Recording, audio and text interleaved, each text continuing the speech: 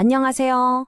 오늘은요, 디지털 화폐의 미래를 두고 정말 완전히 다른 길을 걷고 있는 두 프로젝트 이야기를 한번 해볼까 합니다. 한쪽은 정말 거대한 꿈을 쫓고 있고요. 다른 한쪽은 아주 단단한 현실을 기반으로 하고 있죠. 과연 어떤 이야기일까요? 자, 바로 본론으로 들어가 볼게요. 파이 네트워크 커뮤니티, 그 중심에는요, 정말 거의 믿기 힘든 주장이 하나 있습니다. 바로 20조 달러. 네, 이게 우리 돈으로 하면 약 2경 7천조 원에 달하는 어마어마한 가치의 꿈에 대한 이야기입니다. 네, 화면에 보이는 이 숫자요. 20조 4천억 달러. 이게 뭐냐면 정말 만약에 파이 네트워크 커뮤니티가 합의한 그 글로벌 컨센서스 가치, 우리가 GCV라고 부르는 거요. 그게 달성됐을 때의 잠재적인 시가총액입니다. 정말 엄청나죠? 이 상상하기도 힘든 숫자가 바로 오늘 우리가 파헤쳐볼 이야기의 출발점입니다. 자, 그럼 첫 번째 섹션부터 시작해 볼게요. 파이 네트워크는요, 사실 두 개의 얼굴을 가지고 있습니다. 바로 이 부분이 이 프로젝트의 아주 핵심적인 갈등 지점이자 또 가장 흥미로운 부분이기도 해요. 자, 이 화면을 보시면 모든 게 딱 정리됩니다. 왼쪽을 보세요. 이게 바로 커뮤니티가 이끄는 거대한 꿈입니다. 1파이당 31만 4,159달러라는 정말 상징적인 GCV가 있고요. 5천만 명이 넘는 사람들이 참여하는 거대한 사회 경제적 실험이죠. 그런데 오른쪽을 보세요. 이건 코어팀이 아주 조용하지만 굉장히 현실적으로 추진하고 있는 계획입니다. 유럽의 새로운 암호화폐 교재인 미카, 그리고 국제은행 간 통신 표준인 ISO 20022, 이걸 다 준수해서 기존 금융 시스템에 들어가겠다는 아주 냉철한 전략인 거죠. 좋습니다. 그럼 먼저 이 방정식의 한 축이죠. 바로 커뮤니티가 만들어낸 이 거대한 믿음이 대체 어떻게 작동하는 건지 좀 더 깊이 한번 들어가 보겠습니다. GCV, 글로벌 컨센서스 가치. 이게 대체 뭘까요? 이건요, 시장에서 막 사고 팔면서 정해진 그런 가격이 아니에요. 커뮤니티가 우리 파이의 가치는 이 정도는 돼야 한다 하고 집단적으로 합의한 1파이당 31만 4,159달러라는 상징적인 목표 가치인 거죠. 이게 왜 중요하냐면 수많은 사람들이 섣불리 파이를 팔지 않고 버티게 만들어주는 강력한 심리적인 그런 역할을 하는 겁니다. 이 그래프를 보시면 GCV가 품고 있는 야망이 얼마나 거대한지 그냥 한눈에 딱 들어오실 겁니다. 비트코인이 역대 최고점을 찍었을 때 시가총액이 약 2조 5천억 달러였거든요. 그런데 파이가 GCV에 도달하면 시총이 무려 20조 4천억 달러입니다. 이게 어느 정도냐면 인류가 수천 년 동안 캐내고 모아온 전 세계 금의 가치 총액이랑 거의 비슷한 수준이에요. 와, 정말 대단하지 않습니까? 이 말이 GCV의 힘을 정말 잘 보여주는 것 같아요. 많은 개척자들에게 이 숫자는 그냥 가격이 아닙니다. 우리 공동체의 꿈이고 우리의 자부심입니다.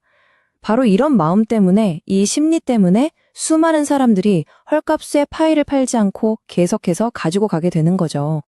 하지만 이 멋진 꿈에는 아주 명확한 리스크가 따라옵니다.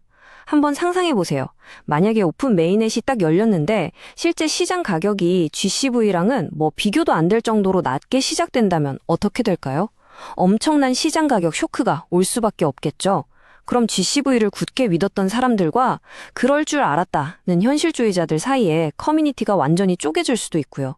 최악의 경우엔 믿음이 와르르 무너지면서 너도 나도 던지는 대규모 매도 사태, 그리고 커뮤니티 붕괴로까지 이어질 수 있는 말 그대로 잠재적인 폭탄인 셈입니다.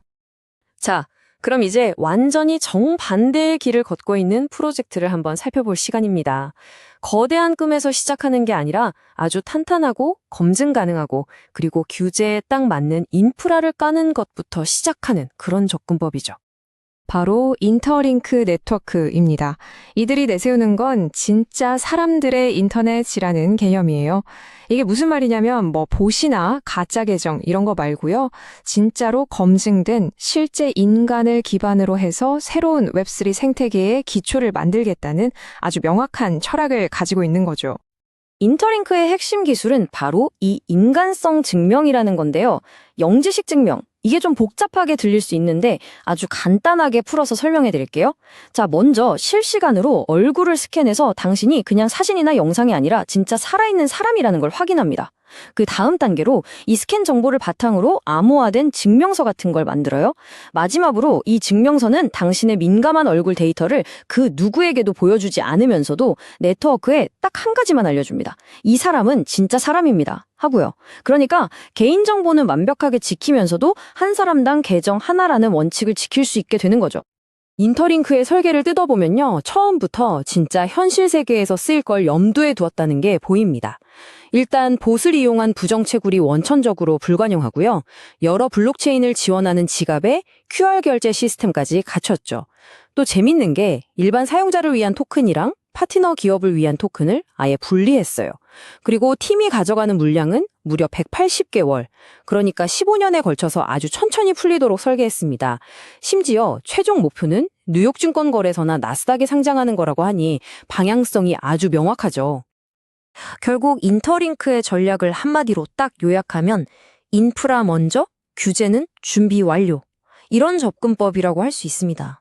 처음부터 기존 금융 시스템이나 앞으로 생겨날 규제와 문제없이 호환되도록 아주 튼튼한 기초 공사부터 하고 있는 셈이죠. 자, 그럼 이제 이 두 프로젝트, 두 개의 다른 길을 나란히 놓고 한번 비교해 보겠습니다. 이들의 핵심 전략이 근본적으로 어떻게 다른지 한눈에 보실 수 있을 거예요. 이 표를 보시면 두 프로젝트의 차이가 정말 명확하게 보입니다. 자, 시작점부터 볼까요? 파이 네트워크는 대규모 사용자 확보에서 시작했고, 인터링크는 검증된 신원에서 시작했습니다. 전략은요? 파이는 이야기, 즉 서사를 먼저 만들었고, 인터링크는 인프라를 먼저 구축했죠. 그럼 뭘 믿고 베팅하고 있을까요? 파이는 커뮤니티의 심리에, 인터링크는 규제 준수에 큰 기대를 걸고 있는 겁니다. 물론 리스크도 다릅니다. 파이의 가장 큰 리스크는 앞서 말씀드린 시장 가격 쇼크고요. 인터링크의 리스크는 아무래도 사용자 확보 속도가 상대적으로 느릴 수 있다는 점이겠죠. 자, 그렇다면 이렇게 서로 다른 두 길 앞에서 우리 같은 사람들은 어떤 전략을 취하는 게 가장 합리적일까요? 제가 생각하는 핵심적인 결론은 바로 이겁니다. 어느 한쪽 편을 들지 말고 나만의 전략을 선택하라. 이건 뭐 파이가 맞냐, 인터링크가 맞냐 이런 흑백 논리의 문제가 아니라는 거죠. 오히려 더 현명하게 여러 가능성을 열어두는 기회로 볼 수 있습니다. 여기서 우리가 생각해 볼 수 있는 아주 논리적인 선택이 바로 병행채굴입니다. 무슨 말이냐면 파이라는 이 거대한 사회적 실험에도 계속 참여하면서 동시에 인터링크라는 아주 단단한 기반 위에도 발을 하나 올려두는 거죠. 이렇게 하면 암호화폐 시장이 앞으로 어떻게 변하든 다양한 시나리오에 대비하면서 리스크를 효과적으로 분산하는 아주 합리적인 방법이 될 수 있습니다. 자, 그래서 이 투트랙 전략을 한번 시작해보고 싶으시다면 방법은 아주 간단합니다. 먼저 여러분의 앱스토어에서 인터링크 네트워크 또는 ITLX 월렛이라고 검색을 해보세요. 그리고 앱을 설치하신 다음에 실시간 얼굴 인증 절차를 완료하시면 됩니다. 마지막으로 시작하시려면 화면에 보이는 초대 코드 73332975를 입력하시면 되겠습니다.